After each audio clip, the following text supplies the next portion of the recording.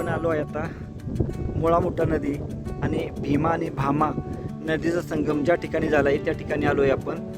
ही आहे मुळा मोठा नदी व ही आहे भीमा आणि भामा नदी यांचा संगम या ठिकाणी झाला आहे.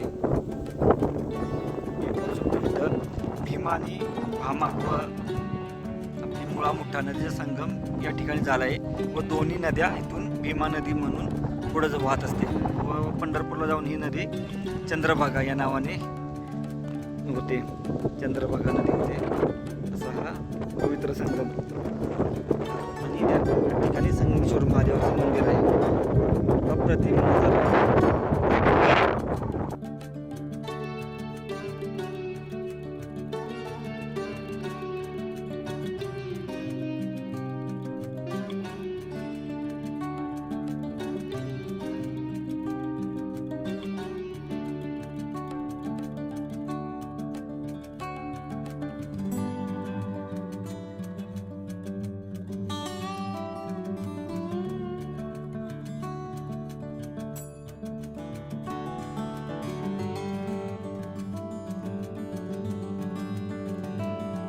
संगम बेट आहे भीमा आणि भामा व मुळा व मुठा यांचा संगम झालेलं हे पवित्र स्थान आहे.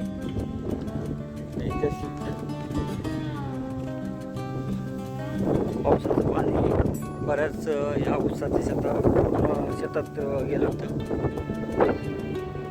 इथं मासेही पकडले जातात. ब्रिजवर पाहू शकतो भरपूर.